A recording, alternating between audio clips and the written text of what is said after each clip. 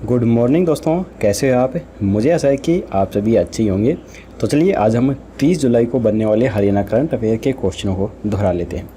लेकिन उससे पहले मैं आपको बता दूं कि हमारी वेबसाइट haryanaDistrict.com स्टार्ट हो चुकी है, जहां पर आप हरियाणा करंट अफेयर्स के सभी क्वेश्चंस पिछले 1.5 साल तक के देख सकते हैं। इसके अलावा आप हमारी सभी वीडियो भी यहाँ पर देख सकते हैं और इसके अलावा आप PDF भी यहाँ से डाउनलोड कर सकते हैं।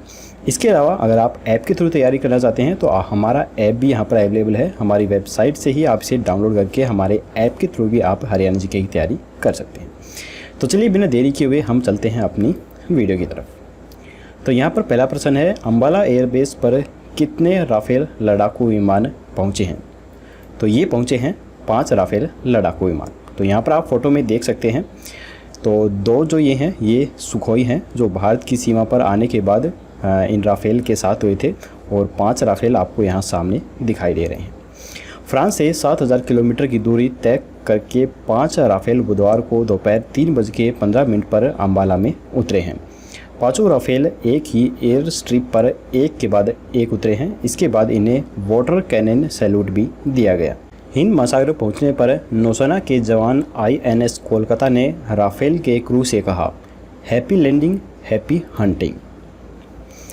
रक्षा मंत्री राजनाथ ने कहा, चिड़िया अम्बाला में सुरक्षित उतर गई है। भारत की सरजमी पर राफेल का उतरना एक नए युग की शुरुआत। तो यहाँ पर आप ट्विटर हैंडल पर राजनाथ सिंह का ये ट्वीट देख सकते हैं। लेकिन मुझे लगता है कि राजनाथ को चिड़िया की बजाय बाज बोलना चाहिए था। इससे भारतीय सेना का गौरव और ज़्यादा ऊंचा हो सकता था। तो चलिए कोई बात नहीं। अम्बाला एयरबेस पर 17वीं गोल्डन एरो स्क्वाड्रन राफेल की पहली स्क्वाड्रन होगी। 22 साल बाद भारत को 5 नए फाइटर प्लेन मिले हैं। इससे पहले सन 1997 में भारत को रूस से सुखोई मिला था। एटमी हथियार ले जाने में सक्षम राफेल दुनिया में ऐसा फाइटर एयरक्राफ्ट है जो 55,000 फीट की ऊंचाई से भी दुश्मन को तबाह करने की ताकत रखता है। यह एयरक्राफ्ट हमारे पड़ोसी राज्य पाकिस्तान और चीन दोनों में से किसी के भी पास नहीं है। 5 विमानों में से सबसे पहले विमान को वायुसेना की 17वीं गोल्डन एरो स्क्वाड्रन के कमांडिंग ऑफिसर और शौर्य चक्र विजेता ग्रुप कैप्टन हरकीत सिंह ने लैंड करवाया। इसके बाद अन्य 4 एयरक्राफ्ट्स को लैंड करवाया गया। ग्रुप कैप्टन हरकीत सिंह ने 23 सितंबर 2008 को एक एयरक्राफ्ट को खराब इंजन के बावजूद अपनी जान जोखिम में डालकर सुरक्षित लैंड करवाया था। इसीलिए इन्हें शौर्य चक्र से भी नवाजा जा चुका है। हरकीत के पिता निर्मल सिंह लेफ्टिनेंट कर्नल रहे हैं। उनकी पत्नी अम्बाला एयरफोर्स स्टेशन पर विंग कमांडर हैं। तो चलिए अब हम राफेल के बारे में थोड़ा बहुत और जान लेते हैं, क्योंकि इसकी भारत के अंदर एंट्री हुई है तो इससे जुड़े सवाल जो हैं वो पेपरों के अंदर पूछे जा सकते हैं। तो ये जो एयरक्राफ्ट है यह 60,000 करोड़ की डील के साथ मिला है। 400 करोड़ राफेल को रखने से जुड़े इंफ्रास्ट्रक्चर पर खर्च हुए हैं। 17वीं स्क्वाड्रन गोल्डन एरोज राफेल की पहली स्क्वाड्रन होगी। 5 राफेल को बाद में लद्दाख में तैनात किया जा सकता है। 36 राफेल भारत को मिलेंगे। 30 फाइटर जेट और 6 ट्रेनर्स प्लेन होंगे। इसके अलावा मैं आपको बता देता हूँ मैप के थ्रू कि ये जो राफेल हैं ये कहाँ पर भारत में 2 जगह पर तैनात होंगे। एक तो सबसे पहला है अम्बाला में, जहाँ पर आज ये उतरे हैं, यहाँ पर तैनात किया गया है।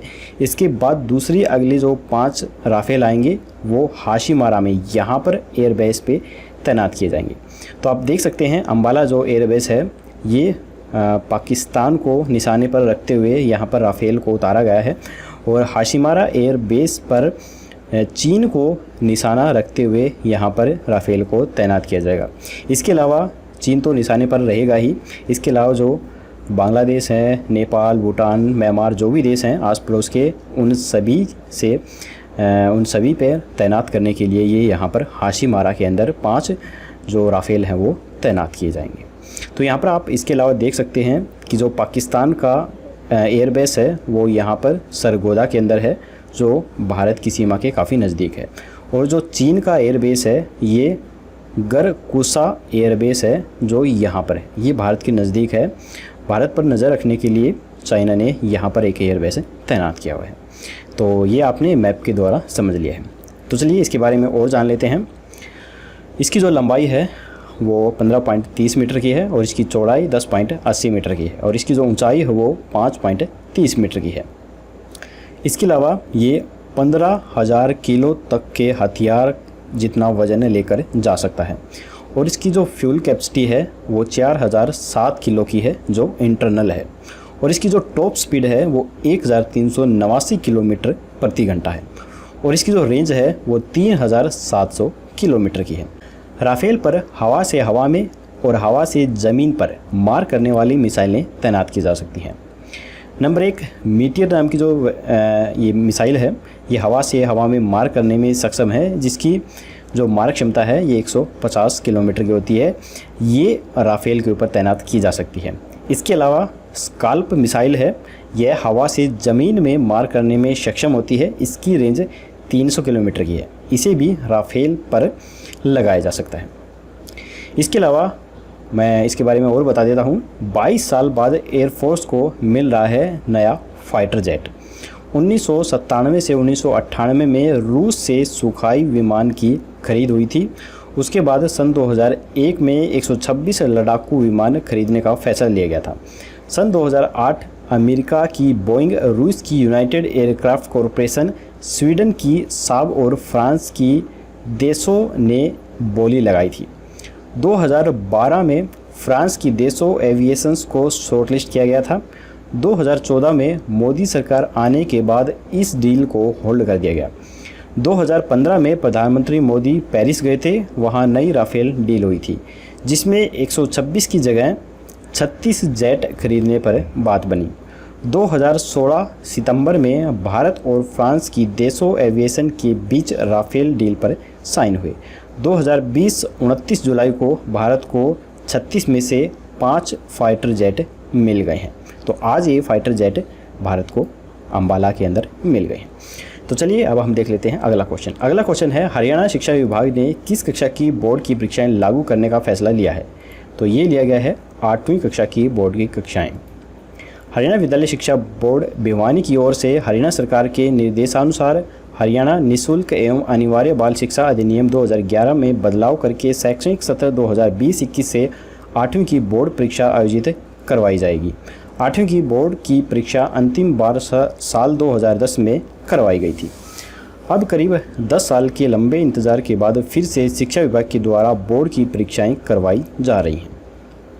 हरियाणा विधानसभा को पेपरलेस बनाने के लिए कितने रुपए का बजट पेश किया गया है? तो ये पेश किया गया है 20 करोड़ रुपए का बजट। इनमें से 12 करोड़ रुपए केंद्र सरकार के द्वारा वहन किए जाएंगे और 8 करोड़ रुपए हरियाणा सरकार के द्वारा खर्च किए जाएंगे। पड़ोसी राज्य हिमाचल प्रदेश की विधानसभा को पहले ही पेपरलेस किया जा चुका है। आधुनिक ई विधानसभा में स्पीकर, सीएम के अलावा नेता प्रतिपक्ष व हर मंत्री और विधायक की बेंच पर LED स्क्रीन लगाई जाएगी। यह स्क्रीन पूरी तरह से टच स्क्रीन होगी। विधानसभा की पूरी कार्रवाई विधायक इनके द्वारा देख सकेंगे। रैपिड ट्रांजिट सिस्टम कॉरिडोर को कहां तक बढ़ाने की तैयारी की जा रही है? तो ये की जा रही है करनाल तक। सीएम मनोहर लाल खट्टर ने केंद्रीय आवास एवं शहरी मामलों के राज्य मंत्री हरदीप सिंह पुरी से आग्रह किया है कि Delhi Panipat regional rapid transit system corridor का विस्तार करनाल तक किया जाए, जिससे इस क्षेत्र के यात्रियों को भी लाभ मिल सके। प्रदेश के अम्बाला क्षेत्र में इलेक्ट्रिक कबाड़ के निस्तारण के लिए कौन से ऐप को डेवलप किया जा रहा है? तो ये किया जा रहा है कबाड़ी मार्ट ऐप को। अब सिर्फ एक कॉल के द्वारा आपके घर से ई-वेस्ट उठा लिया जाएगा। अगस्त के आखिर में या सितंबर के पहले हफ्ते में कबाड़ी मार्ट नामक ऐप भी लॉन्च किया जाएगा। अम्बाला कैंट क्षेत्र की नगर परिषद से निकलने वाले ई-वेस्ट के उचित निस्तारण के लिए सिटी थापर डिस्पोजल इंडस्ट्री के साथ 2 साल का एग्रीमेंट किया गया है। तो हम जान लेते हैं क्या होता है ई-वेस्ट। ई-वेस्ट के तहत सभी खराब पड़े इलेक्ट्रॉनिक्स और इलेक्ट्रिक्स उत्पाद आते हैं। इनमें खराब switch, TV, fridge, bulb, press, पंखे, एसी, कूलर आदि शामिल होते हैं। खराब हो चुके इन उपकरणों को सही निस्तारण के लिए इन्हें पंजीकृत संस्थान को दिया जाता है। यह सभी कार्य वेस्ट मैनेजमेंट रूल्स 2016 के तहत किया जाना है। अम्बाला में घर बैठे मिलने वाली डेथ सर्टिफिकेट, बर्थ प्रमाण पत्र और मैरिज रजिस्ट्रेशन सुविधा को किनके द्वारा शुरू किया गया? तो ये शुरू किया गया सिटी विधायक असीम गोयल और निगम कमिश्नर्स पार्थ गुप्ता के द्वारा। तो आप देख सकते हैं ये रहे दोनों के दोनों विधायक असीम गोयल और निगम कमिश्नर पार्थ गुप्ता। पार्थ गुप्ता ने बताया कि इस सुविधा का लाभ लाभार्थी सोमवार से शनिवार तक सुबह 9 से शाम 6 बजे तक व्हाट्सएप के द्वारा ले सकते हैं। जल्द ही निगम की 14 अन्य इसी प्रकार की सुविधाओं को भी ऑनलाइन किया जाएगा। दोस्तों, अगले क्वेश्चन पर चलने से पहले मैं आपको बता दूं कि अगर आपको हमारी वीडियो पसंद आ रही है तो अभी के अभी हमारी इस वीडियो को एक लाइक ज़रूर कर दीजिए, और अगर आप हमारे चैनल पर पहली बार आए हैं तो हमारे चैनल को सब्सक्राइब करके घंटे पे प्रेस करना बिल्कुल मत भूलिए, तभी आपको आने वाली हमारी लेटेस्ट वीडियो हैं वो सबसे पहले मिल सकेंगी। तो चलिए चलते हैं अगले प्रश्न की तरफ। हाल ही में विधानसभा स्पीकर ने विधायकों की गाड़ी पर किस कलर की MLA की झंडी लगाने को मंजूरी दी है? तो ये मंजूरी दी है मैरून कलर की झंडी लगाने की। इसके साथ इस झंडे पर हरियाणा सरकार का लोगो भी लगा होगा। तो यहाँ पर आप देख सकते हैं ये मैरून कलर का लोगो इस प्रकार का दिखाई देगा। पंजाब, राजस्थान व हिमाचल प्रदेश में ऐसे ही स्टिकरों का प्रयोग किया जाता है। हरियाणा में किस प्रकार की पढ़ाई शुरू करने की तैयारी की जा रही है? तो ये की जा रही है फिजिकल प्रकार की पढ़ाई। हरियाणा उत्तर शिक्षा परिषद के अध्यक्ष प्रोफेसर BK गुठियाला ने कहा है कि हरियाणा की उच्च शिक्षा व्यवस्था फिजिकल होने वाली है। इसका मतलब है कि पाठ्यक्रम को 2 हिस्सों में बांटकर स्टूडेंट्स को स्टडी करवाई जाएगी। पहला होगा फिजिकल, दूसरा होगा डिजिटल। हरियाणा सरकार ने पुलिस कर्मियों को रिटायरमेंट में कितने महीने पहले अपने गृह जिले में ड्यूटी करने का फैसला लिया है? तो ये लिया है 6 महीने पहले। अब हरियाणा में इंस्पेक्टर रैंक तक के सभी पुलिस कर्मचारियों को रिटायरमेंट के 6 महीने पहले तक अपने गृह नगर में पसंदीदा स्थान पर पोस्टिंग मिल सकेगी, ताकि वे पूरे उत्साह के साथ काम करते हुए सेवानिवृत्त हो सकें। इंस्पेक्टर रैंक तक की महिला पुलिस अधिकारियों को उनकी गर्भावस्था के दौरान 1 वर्ष के लिए उनके गृह जिले में उनके पसंद के स्थान पर तैनात किया जाएगा। यह लाभ केवल 2 बच्चों के लिए ही प्रदान किया जाएगा। हरियाणा की उप मुख्यमंत्री दुष्यंत चौटाला का विशेष कार्य अधिकारी किसे नियुक्त किया गया है? तो ये नियुक्त किया गया है कमलेश भादु को। तो आप यहाँ फोटो पर देख सकते हैं, ये हैं कमलेश भादु। रेवेन्यू डिपार्टमेंट के स्पेशल सेक्रेटरी कमलेश कुमार भादु को डिप्टी CM दुष्यंत चौटाला के OSD का अतिरिक्त चार्ज दिया गया है। रेवेन्यू डिपार्टमेंट दुष्यंत चौटाला के पास ही है। IS अफसरों में प्रतीक्षा में चल रही रीतू को खादी एवं विलेज इंडस्ट्रीज बोर्ड का चीफ एग्जीक्यूटिव बनाया गया है। कोरोना काल के समय हरियाणा में सड़क हादसों में कितने प्रतिशत की कमी आई है? तो ये आई है 17.64% की। प्रदेश में सड़क हादसों में पिछले वर्ष जून के मुकाबले में इस साल 17.64% की कमी आई है। जून 2020 में सड़क हादसे घटकर 733 रह गए हैं, जबकि 2019 में यह आंकड़ा 890 था। हरियाणा में उद्योगों के लिए अनुकूल माहौल बनाने के लिए किस पॉलिसी का निर्माण किया जाएगा? तो ये किया जाएगा हरियाणा इंटरप्राइजेज प्रमोशन पॉलिसी 2020। उप मुख्यमंत्री दुष्यंत चौटाला ने हरियाणा राज्य के उद्योगपतियों से सुझाव लेकर उनकी पसंद के अनुसार हरियाणा इंटरप्राइजेज प्रमोशन पॉलिसी 2020 का निर्माण करने जा रही है, ताकि प्रदेश में उद्योगों के लिए और अधिक अनुकूल माहौल बनाया जा सके। उन्होंने बताया है कि वर्ष 2015 में हरियाणा सरकार ने हरियाणा इंटरप्राइजेज प्रमोशन पॉलिसी 2015 बनाई थी, जिसकी मान्य अवधि सिर्फ 5 साल की थी। हाल ही में किस नगर निगम ने प्रॉपर्टी टैक्स पर छूट देने का निर्णय लिया है? तो ये लिया है पंचकुला ने। हरियाणा सरकार के आदेश पर नगर निगम 31 अगस्त तक प्रॉपर्टी टैक्स पर छूट दे रही हैं। हरियाणा विधानसभा के अध्यक्ष ज्ञानचंद गुप्ता के द्वारा यह फैसला लिया गया है। तो ये हैं हरियाणा विधानसभा के अध्यक्ष ज्ञानचंद गुप्ता जी। राफेल की सिक्योरिटी के चलते किस जिले में धारा 144 लागू की गई? तो ये लागू की गई अम्बाला जिले के अंदर। अम्बाला एयरफोर्स स्टेशन पर राफेल एयरक्राफ्ट के आगमन को लेकर उपायुक्त अशोक कुमार शर्मा ने भारतीय दंड संहिता 1973 की धारा 144 के तहत आदेश जारी किए। अम्बाला एयरवेज के करीब 4 गाँव में धूलकोट, बलदेव नगर, गरनाला और पांजोखरा में धारा 144 लगाई गई। इन स्थानों पर किसी प्रकार की तस्वीर भी नहीं ली गई। तो ये थे दोस्तों आज के हरियाणा करंट अफेयर के क्वेश्चंस। अब हम देख लेते हैं कल का क्वेश्चंस। कल हमने आपसे पूछा था हाल ही में किस राजमार्ग को राष्ट्रीय राजमार्ग की जगह स्टेट हाईवे बनाया गया है? तो बहुत सारे स्टूडेंट ने बिल्कुल सही जवाब दिया था।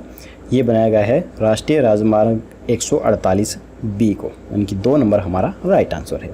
राष्ट्रीय राजमार्ग 148B नारनौल, महेंद्रगढ़, दादरी तक का हिस्सा स्टेट हाईवे हो गया है। इस हिस्से को राज्य सरकार 4 लाइन का बनाएगी।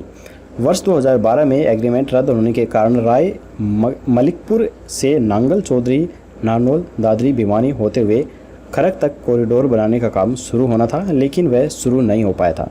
बाद में इस सड़क मार्ग को राष्ट्रीय राजमार्ग 148 भी बना दिया गया था।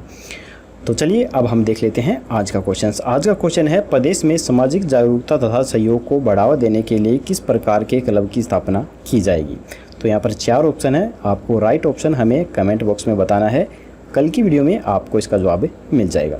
तो दोस्तों, अगर आपको हमारी वीडियो पसंद आई तो लाइक ज़रूर कीजिएगा, और आप यूट्यूब के अलावा हमारे WhatsApp, Facebook, Twitter, Telegram, website, Instagram या फिर हमारे ऐप के थ्रू भी अब हमसे जुड़ सकते हैं और हरियाणा जीके की तैयारी कर सकते हैं। तो दोस्तों, हमारी वीडियो यहीं पर ख़त्म होती है। जल्दी मिलेंगे कल एक और नई वीडियो के साथ। तब तक के लिए जय हिंद, जय भारत।